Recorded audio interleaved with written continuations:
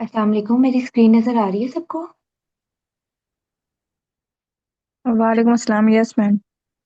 चलें ठीक है। आज ना हम कोशिश करते हैं कि दो सिस्टम्स को कवर कर लें। पहले एमएसके के मैं केसेस दिखा देती हूँ जो साथ मेरे वाइवा में आए थे, और उसके बाद फिर मैं वुमेन इमेजिंग या मिसलेनियस जो है ना वो दिखा देती हूँ। वही वाला फॉर्मेट है। जो इंटरेस्टेड कैंडिडेट्स हैं ना वो हैंड रेज कर लें प्लीज, और इनमें से जो फिल्म्स हैं वो अटेम्प्ट कर लें।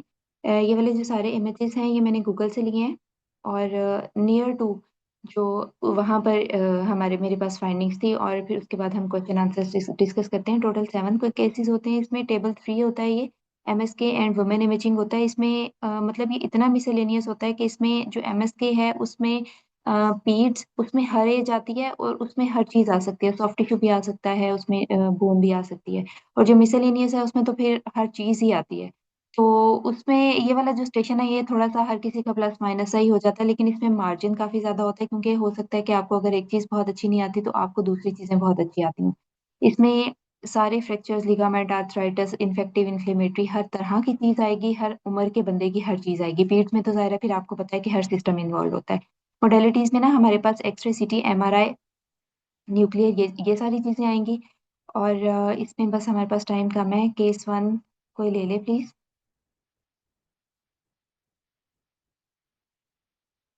जी मैम, अस्सलाम वालेकुम। वालेकुम अस्सलाम। जी प्लीज अटेम्प्ट करें।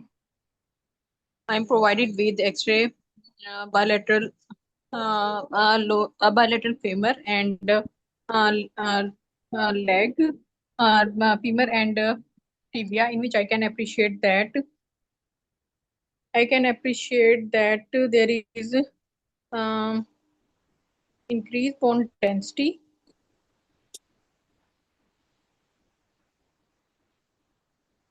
um, and metaphyseal flaring is noted. Um,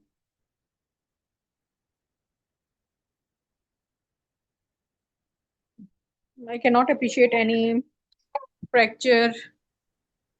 ठीक है। जो जो कुछ देखती जा रही है ना बोलती जाओ साथ साथ। सॉफ्ट टिश्यू देख रही हो, बोन्स देख रही हो, उनकी अलाइनमेंट देख रही हो, उसमें कोई फ्रैक्चर देख रही हो, कोई लिटिक स्क्लेरोटिक लियन, उसकी कोई भी चीज है ना वो आपने साथ साथ बोलते जाना है कि मैं ये देख रही हूँ, और ये नहीं है, ये भी नहीं है, ये भी नहीं है। इस तरह पर्टिनेंट नेगेटिव से आपके खुद ही सारे साइड पे हो जाएंगे। आप अल्टीमेटली एक जगह पे पहुंच जाओगी। आपने बस ये जहन में रखना है कि ये टेबल कौन सा है। ये एमएसके का टेबल है। इसमें आपने बोन्स देखनी है, इसमें आपने सॉफ्ट टिश्यूज देखनी है। ठीक है मैम। अच्छा मैम, मुझे ना इसमें बोन डेंसिटी इंक्रीज लग रही है, इतनी ज्यादा नहीं लग रही, बस थोड़ी सी जनरलाइज इंक्रीज बोन डेंसिटी लग रही है। और जो ये जो राइट, सॉरी लेफ्ट लगे ना, इसमें मुझे सॉफ्ट टिश्यू थोड़ी सी इसमें वो लग रही है, स्वेलिंग लग रही है लेफ्ट साइड पर ठीक है। एज ठीक है। Compare to the right side ठीक है। at the region of distal femur. ठीक And I cannot appreciate any fracture line or any fat planes भी मैम मुझे इधर ठीक लग रहे हैं, और इसके अलावा कोई फ्रैक्चर नहीं है, कोई लिटिक स्क्लेरोटिक लीजन भी नहीं लग रही। और इसके अलावा मैम इसमें कोई, मतलब ना ये मुझे कोई मेटाबॉलिक लग रही है, किसी एक तरफ जा ही नहीं रही है, ना कोई ये इन्फेक्टिव ये बात इन्फ्लेमेटरी ना लग रही है। आपने वहां पर बिल्कुल नहीं बोलनी। इतनी मतलब बोलना है, लेकिन इतनी जो रॉ बातें हमारे जहन में आ रही है ना कि मुझे पता नहीं चल रहा, ये किसी एक तरफ नहीं जा रही, ये वाले हिंट्स आपने बिल्कुल नहीं देने। आपको नहीं नजर आ रही ना कोई भी चीज, आपने फिर भी कॉन्फिडेंट रहना है। ठीक है। आपको जब हम्म। किसी भी चीज की समझ नहीं आती ना, आपको एक ही फाइंडिंग नजर आई कि इसमें आपको थोड़ी सी सिक्लेरोसिस ज्यादा लग रही है और थोड़ी सी सॉफ्ट टिश्यू स्वेलिंग ज्यादा लग रही है। आपने उसके बाद दो फाइंडिंग्स को करना है, और आपने कहना है I will do the clinical examination, I will correlate with the history of the patient. अगर कोई सिग्निफिकेंट हिस्ट्री होगी तो वो खुद ही आपको प्रोवाइड कर देगा, और कुछ केसेस में हिस्ट्री बहुत इंपॉर्टेंट होती है। जैसे ही आपको पता चलती है आप फौरन, अब इसमें हिस्ट्री अगर आप मुझसे पूछेंगी ना तो मैं आपको बताऊंगी कि फीवर है और टेंडरनेस है। Fever and tenderness. Okay ma'am. Okay, ma'am. Then, on the basis of soft tissue swelling on the left side in the region of left humerus, femur. So this could be any, um, and this could be septic arthritis, but I cannot see any convincing evidence of this, like no evidence of any joint effusion or blurring of fat planes or any ma'am जैसे कि joint distension होती है या bones में कोई changes भी नहीं लग रही। एंड ठीक है। सेकंड पॉसिबिलिटी मैम, इसमें फिर मैम फीवर की हिस्ट्री है तो फिर तो मैं इसमें इन्फेक्टिव ही सोचूंगी, लाइकली सेप्टिक आर्थराइटिस और है भी ये चाइल्ड और सिंगल जॉइंट इन्वॉल्व है, तो ठीक मैम है, मेरा लाइकली डायग्नोसिस भी सेप्टिक ही है। आपने ना वहां पर यही फर्दर। सिर्फ रिफाइंड किस्म की बातें बोलनी है। सॉफ्ट टिश्यू स्वेलिंग लग रही है, आई विल जी। Correlate with the history if there is history of any fever, any tenderness. Clinical examination में उसका करूंगी तो मैं सेप्टिक आर्थराइटिस के बारे में सोचूंगी। However there is no any underlying joint destruction, कोई जॉइंट डिस्ट्रक्शन कोई आपको नहीं नजर आ रही, आपको कोई बोन्स की ऐसा कॉर्टिकल इरेगुलरिटी नहीं नजर आ रही, so most likely this is acute in nature. ठीक है। जब आप यहाँ तक पहुंच जाओगी ना, आप सेकंड पॉसिबिलिटी के बारे में या किसी और चीज के बारे में पहले बात ही नहीं करेंगी। सही है। आपने इस तरह से करना है। अब अगर उसमें जब हिस्ट्री मैंने होगी। मैम इसको देखा ना, तो देखते ही वैसे लगा कि सॉफ्ट टिश्यू स्वेलिंग है और एक थोड़ी सी जनरलाइज इंक्रीज बोन डेंसिटी लगी, लेकिन फिर जब सारी बोन्स को कंपेयर किया तो वो डेंसिटी थोड़ी सी वो, लेकिन सिर्फ सॉफ्ट टिश्यू स्वेलिंग ही प्रोमिनेंट थी ठीक है, एक लेग आपने में वो आपने भी बस। बिल्कुल, आपने इसके अलावा एक और बात बोली है। आपने ये कहा है कि एक जॉइंट इन्वॉल्व है। ये भी एक बहुत बड़ी रीजन होती है। ठीक है।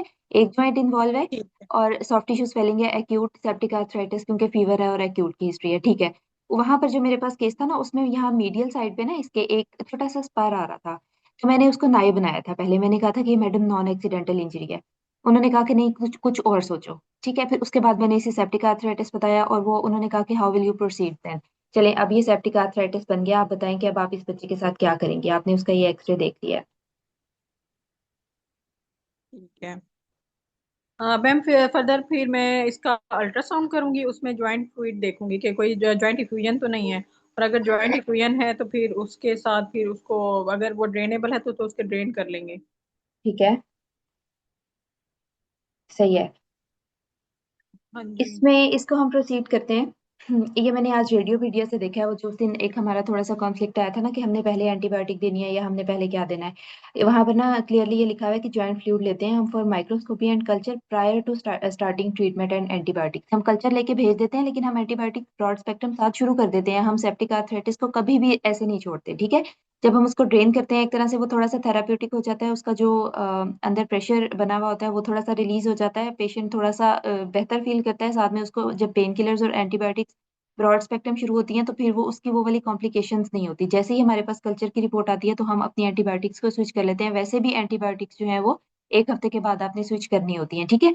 और दूसरा क्वेश्चन उन्होंने मुझसे पूछा था कि अगर आप इसको कुछ नहीं करोगे तो क्या होगा। फिर इसमें ये होगा कि ज्वाइंट का डैमेज शुरू हो जाता है। ठीक है। विद इन 48 आवर्स, ये उन्होंने खुद बोला था।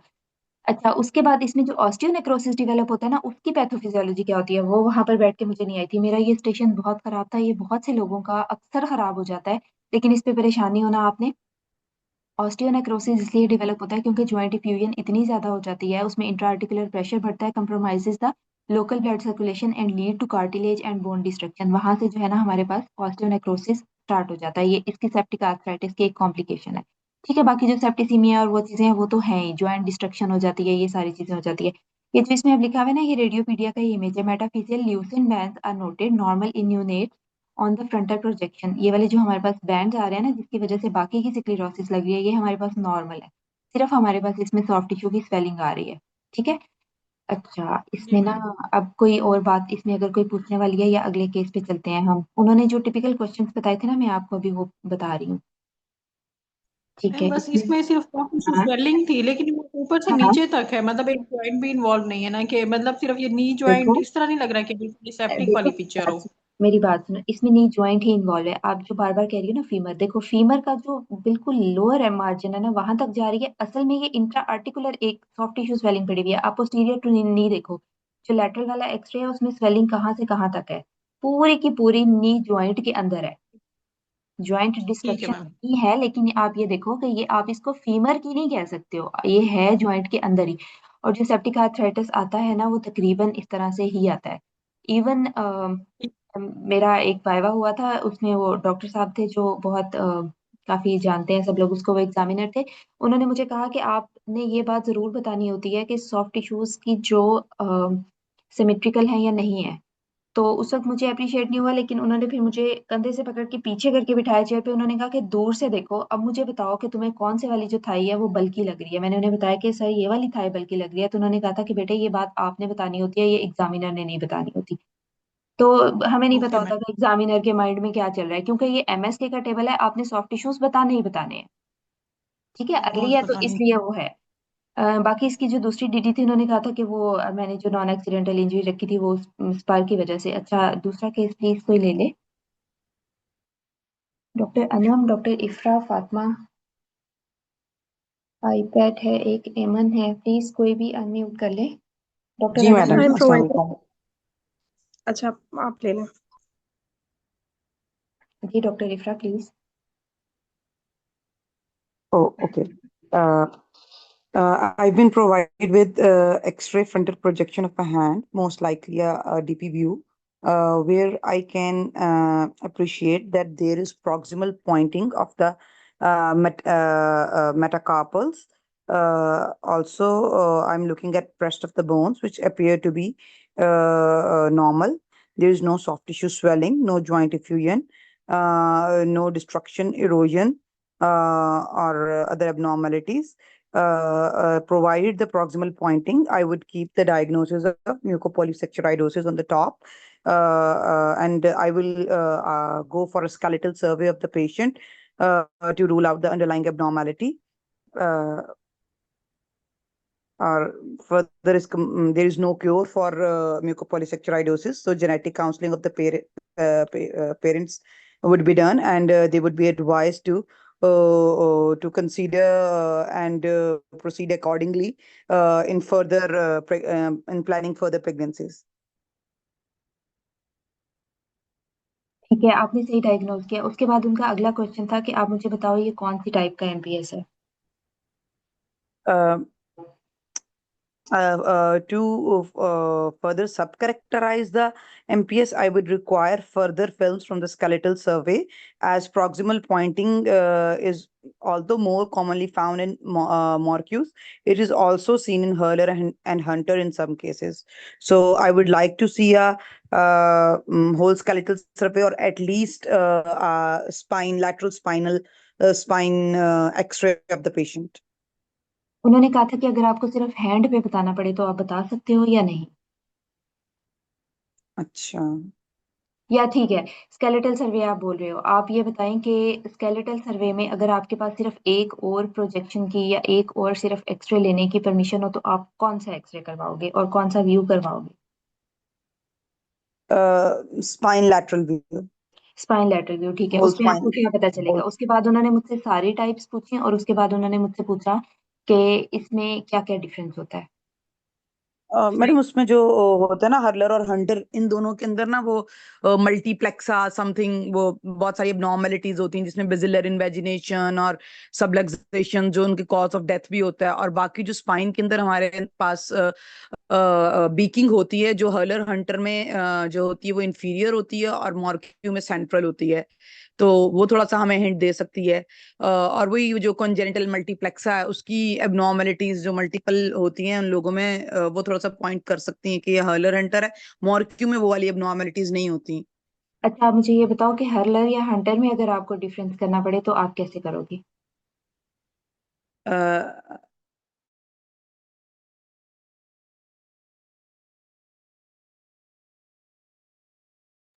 इसका आंसर ये होता है कि सर मैडम हम इसको रेडियोलॉजिकली डिफरेंशिएट नहीं कर सकते, हर्लर और हंटर को नहीं कर सकते। बाकी जो इसमें चीजें आ जाती है ना डिफरेंस की, वो ये आ जाती है कि जो हंटर है वो मेल्स में ज्यादा कॉमन होता है और इस तरह की चीजें आ जाती हैं। रेडियोलॉजिकली जो उन्होंने टिपिकली स्पाइन के लेटरल व्यू बताया था उसमें हम नहीं बता सकते इस चीज को। ठीक है, उसके बाद उन्होंने मुझसे पूछा था कि स्केलेटल सर्वे में और कौन कौन से व्यूज आते हैं।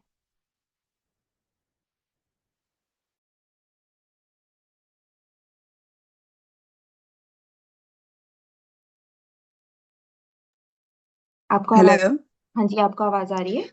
मैडम, मेरा पता नहीं जूम के अंदर कोई इश्यू हो गया था। जी मैडम। कोई मसला नहीं। उन्होंने कहा था कि आप बताओ कि फिर इसके अलावा और कौन कौन से व्यूज आते हैं स्केलेटल सर्वे में। मैडम स्केलेटल सर्वे में हम स्कल से शुरू होके तो फिट तक सारे व्यूज लेते हैं हम। हम्म। एब्डोमेन का, चेस्ट का, हम एपी और लैटरल व्यूज लेते हैं, होल स्पाइन का लेते हैं लैटरल व्यू भी, और सर्वाइकल स्पाइन और लंबर स्पाइन इनके एपी व्यूज भी लेंगे, और हम हैंड्स के, लिम्स के हम एपी और लैटरल व्यूज लेते हैं, और हैंड्स के और फीट के डीपी व्यूज लेते हैं, और इसके अलावा हम स्कल के जो होते हैं हम लेते पी और लैटरल दोनों, और जो रिब्स होती हैं उनके हम रिब्स के लिए कई बार हमें ऑब्लिक व्यू भी लेना पड़ता है। अच्छा, आपने इतने ज्यादा जो बाकी व्यूज लेने हैं, मेरी बात सुनो, आपने इतने ज्यादा व्यूज लेने हैं, इससे बेहतर नहीं है कि आप एक सीटी करा लो, सारा उसमें सारे व्यूज भी आ जाएंगे, हर चीज आ जाएगी, आप बेहतर डायग्नोज कर लोगे। उसमें डोज ज्यादा नहीं हो जाएगी सिटी में? बिल्कुल, आपने यही बताना है कि दिस इज पीडियाट्रिक पेशेंट, इसलिए हम उसकी रेडिएशन डोज को मिनिमम करने के लिए, और जरूरी नहीं होता कि स्केलेटल सर्वे में आप हमेशा हर व्यू कराओ। अगर आप इजीली लेटरल व्यू पे आप एक जगह पे पहुंच गए हो, तो जरूरी नहीं होता कि आप बहुत सारा कुछ कराओ। ठीक है। तो ये एमपीएस का वाइवा जो था ना, वो उन्होंने लिया था। अच्छा मैंने वो हर्लर और हंटर का डिफरेंस आपने फिर क्या बताया, वो मेरा ड्रॉप हो हर्लर गया और था हंटर नेट का ना। जितना हर्लर और हंटर का जितना मुझे याद है ना, वो ये है कि उसमें रेडियोलॉजिकली हम उनको डिफरेंशिएट नहीं कर सकते। उसमें जो डिफरेंस होता है हम्म। ना, एक दफा मैं देख भी लूंगी इसको, मैं आपको बता भी दूंगी। उसमें जो हंटर होता है ना, ज्यादा मेरे ख्याल से वो मेल्स में होता है, और उसमें ना जो आपकी आई, कॉर्नियल उसकी क्लाउडिंग। patients की, हाँ, उसमें हाँ। कोई आई साइट का इशू होता है कि उनकी जो आई साइट है वो वो हो जाती है, ठीक रहती है, और जो हर्लर है उसमें आई साइट खराब हो जाती है, कोई इस तरह की चीज थी।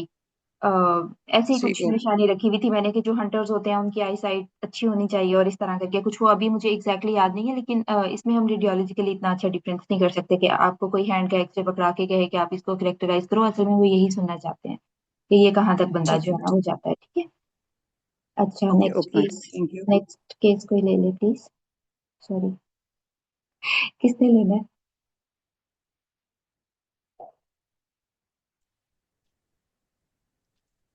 अस्सलाम वालेकुम। वालेकुम अस्सलाम। मैं कर लेती हूँ डॉक्टर सना। जी। Okay. um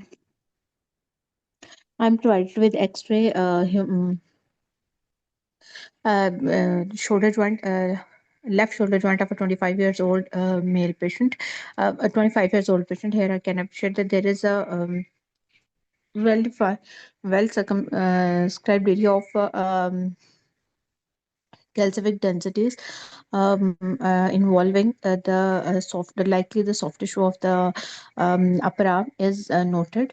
Um, I can appreciate that the shoulder joint appears unremarkable, and the bone um, towards the bone and the diaphysis of the humerus appears normal. However, there is, I can appreciate an periosteal erection is seen bilaterally along the shaft of the humerus. There is a slight cortical thickening is also noted along the diaphysis, and based on these findings, it is likely the osteogenic matrix, preferably involving the diaphysis and the metaphysis of the humerus. So this is an aggressive process with the wide zone of. I'm unable to appreciate any zone of transition in the bone, as this is completely obscuring the bone details. So, if there is any history of trauma to this patient. No, there is no history of trauma. No history of trauma, then okay, इसमें मुझे जो है वो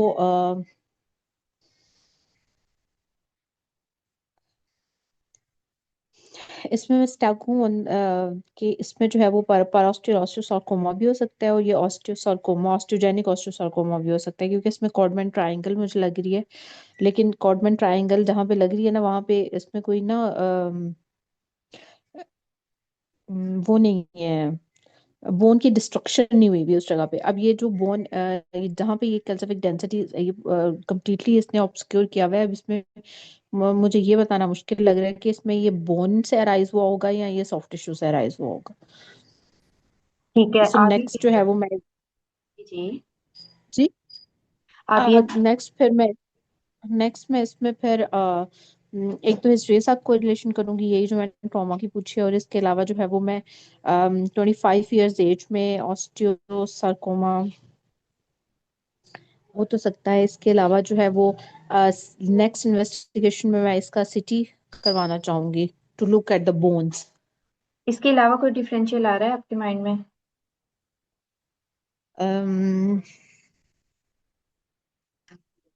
एक soft एक calcific density इसके बिल्कुल shoulder joint के नीचे जो है inferior to shoulder joint axilla में मुझे अलहदा से भी एक नजर आ रही है कैल्सिफिक डेंसिटी। तो ये जो है वो मायोसाइटिस में मैं इसको कहना तो नहीं चाह रही क्योंकि कोई हिस्ट्री भी नहीं है, लेकिन सॉफ्ट टिश्यू कैल्सिफिकेशन में सार्कोमास हो सकते हैं, सॉफ्ट टिश्यू सार्कोमास उनमें कैल्सिफिकेशन हो सकती हैं।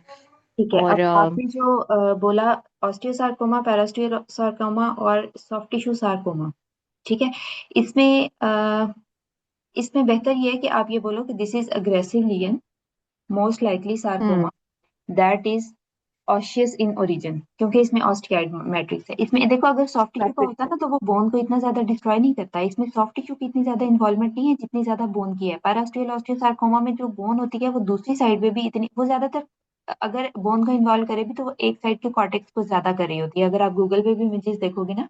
लेकिन ये भी हम्म जरूर अच्छा, इसका जो डिफरेंशियल वहां पर बन रहा था ना, उसमें थोड़ी सी रिंग एंड डार्क कैल्सिफिकेशन मुझे लग रही थी। मैंने कॉन्ड्रो बनाया था तो उन्होंने मुझे जो क्वेश्चन पूछा था, उन्होंने कहा था कि इसमें मुझे बताएं कि कॉन्ड्रोसार्कोमा की एज क्या है।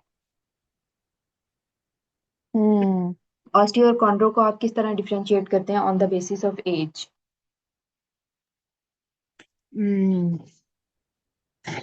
आई थिंक जो यंग एज हाँ, उन्होंने 20 मुझे एक टू और बात भी 40 वाली कही। ब्रैकेट है उसमें। हाँ जी, बिल्कुल बताओ। 20 टू 40 वाली ब्रैकेट में आई थिंक ऑस्टियोसार्कोमा इज ठीक है, मोर प्रेवलेंट। और कॉन्ड्रो कहाँ कब होता है?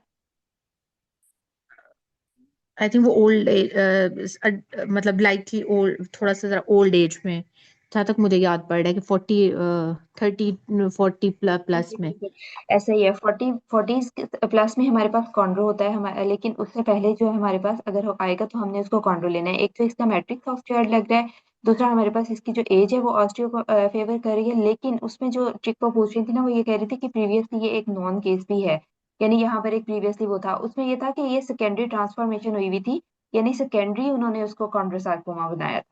वहां पर जो उन्होंने मुझे बताया था वो इस तरह से बताया था कि सेकेंडरी जो है वो इसमें इवॉल्व कर सकता है। और दूसरा, इसमें आपने जो दूसरी इन्वेस्टिगेशन आपने सीटी की कही है ना, उससे बेहतर है कि आप उससे पहले इसका दूसरा व्यू मांगो। ये फ्रंटल व्यू है ना, और आपको इसमें फ्रैक्चर हम्म सस्पेक्ट करिए, ठीक आपको है। दूसरा व्यू मांगना चाहिए था, लाजमी आपने मांगना है। ठीक है, दूसरा व्यू देखना है आपने, सॉफ्ट टिश्यूज की इन्वॉल्वमेंट देखनी है, उसमें कोई कैल्सिफिकेशन देखनी है, एज देखनी है, और आपने अपनी डीडीज देनी है। ठीक है, उसके अलावा ये प्राइमरी और सेकेंडरी वाली बात आपने जरूर माइंड में रखनी है, क्योंकि जो एज होती है ना वो फिर उस चीज को इतना ज्यादा वो नहीं करती, वो यंग एज में भी हो सकता है अगर सेकेंडरी होना हो तो।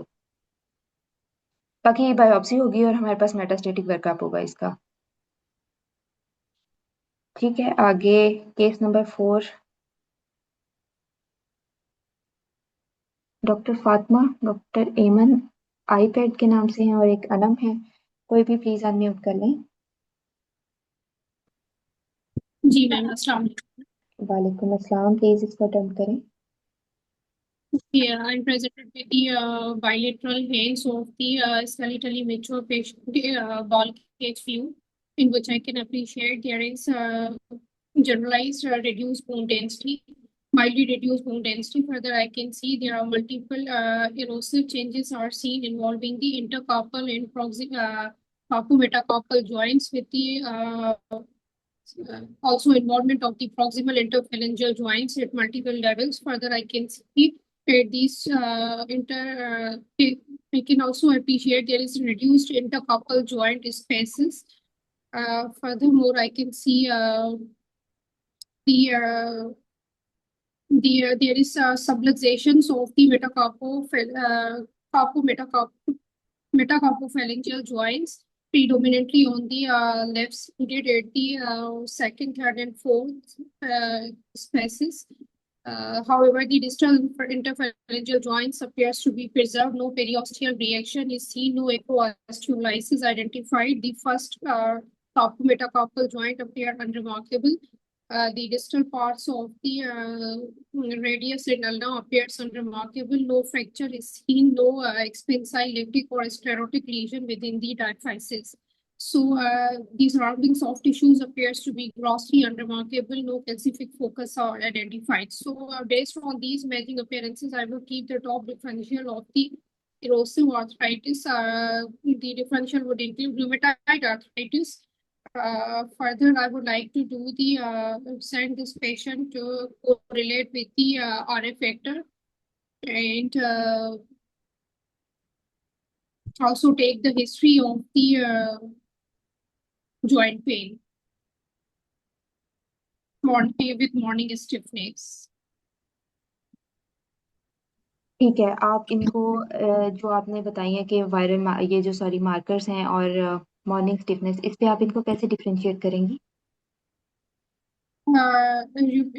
RF factor is positive in the rheumatoid arthritis, and also the morning stiffness is more common in the with the morning stiffness in the small joint usually occur in the rheumatoid arthritis.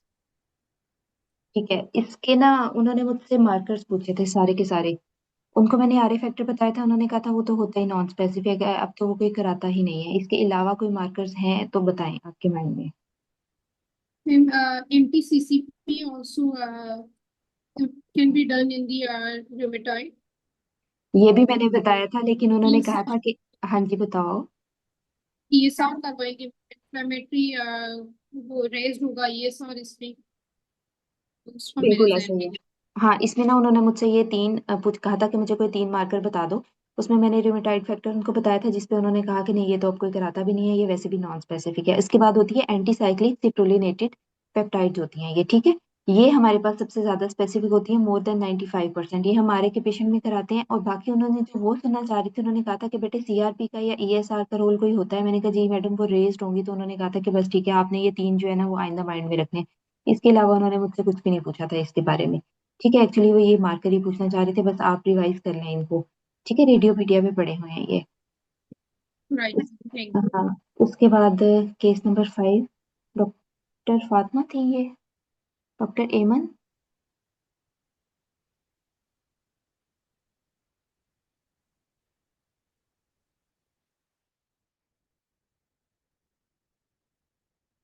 Doctor एमन, अनम, फातिमा, आईपैट, इफ्रा, समिया।